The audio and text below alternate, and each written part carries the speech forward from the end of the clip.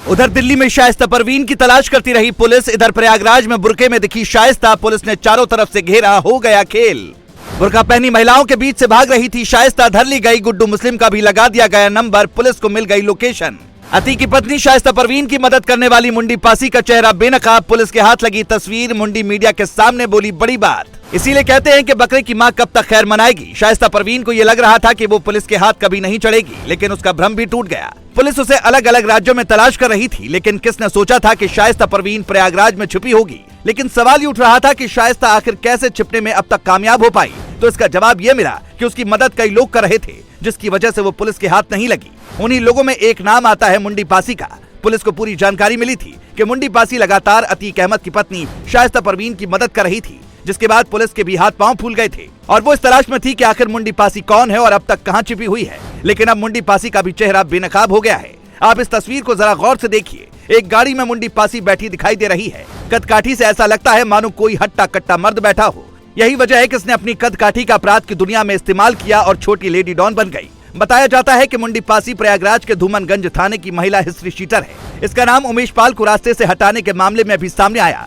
माना जा रहा है कि उमेश पाल को मारने की साजिश में ये भी शामिल थी। दावा है कि इसे सब कुछ पता था, इसीलिए उमेश पाल की मौत के बाद से ही ये फरार चल रही थी। बताया जा रहा है कि मुंडी पासी अतीक अहमद के जेल जाने के बाद शाइस्ता का साथ दे रही थी और कैसे अपराध की दुनिया को आगे बढ़ाया जाए यही सब कुछ तय कर रही थी। यानी पुलिस के लिए इस लेडी डॉन को भी पकड़ना बहुत जरूरी था। पर इसी बीच खबर ये आ रही है कि मुंडी पासी मीडिया के सामने आ गई और उसने बहुत बड़ा दावा कर दिया।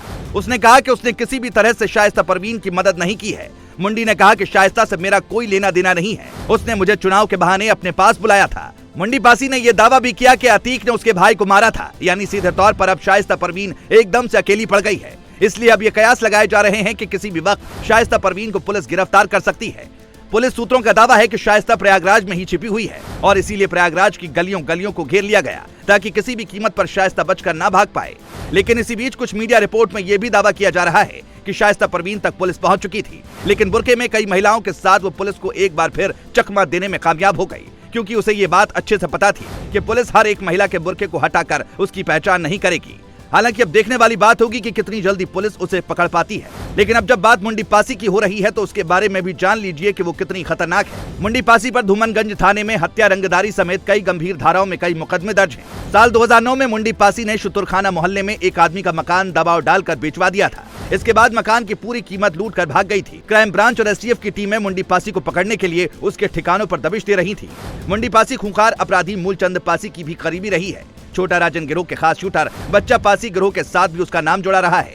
हालांकि मौजूदा समय में ये जमानत पर बाहर है, लेकिन जिस तरह से इसका नाम अब अतीक अहमद से जुड़ता दिखाई दे रहा है, इसमें कोई दो राय नहीं कि जांच की आंच मुंडी पासी पर भी आएगी और अगर इसने शाइस्ता परवीन की किसी भी तरह से मदद की है तो पुलिस इसे भी नहीं छोड़ेगी। Bureau report.